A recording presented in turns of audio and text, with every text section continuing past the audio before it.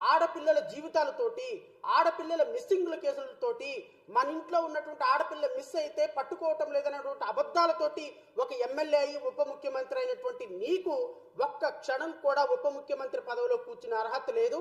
ఇమ్మీడియట్గా నువ్వు రిజైన్ చేయాలి అని జేబీఎంరావు భారత పార్టీ డిమాండ్ చేస్తుంది. నువ్వు రిజైన్ చేయాలి, లేదు అంటే ఈ మాటలు అబద్ధపు మాటలు చెప్పినందుకు నువ్వు జాతికి క్షమాపణ చెప్పాలి. ఏమయ్యా నాకు అర్థం కాదు. జన సైనికులు, వీర మహిళలు మీరందరూ కూడా మా పవన్ కళ్యాణ్ అద్భుతము, తోపు, తురుంకని అంటారు. ఇలాంటి అబద్ధాలు చెప్పటమా? ఇలాంటి అబద్ధపు కార్యాల్లోనా? ఇలాగ జాతిని మోసం చేయటంలోనా? లడ్డూలో ఏం జరిగిందో తెలీదు, ఎవరు కల్తీ చేశారో తెలీదు, కల్తీ మీ హయాంలో జరిగిందని తెలీదు, ప్రాయశ్చిత్త దీక్ష చేస్తారంట. ఏమయ్యా నువ్వు దీక్షలు చేయడానికి ఎక్కేవా ఉప ముఖ్యమంత్రిగా? ఇదే ఒక ముస్లింకి జరిగితే, ఒక క్రిస్టియన్కి జరిగితే అంటే వాట్ డస్ ఇట్ మీన్? నీకు క్రిస్టియన్లు ఓటే లేదా? నీకు ఎస్సీలు ఓటే లేదా? నీకు ముస్లింలు ఓటే లేదా?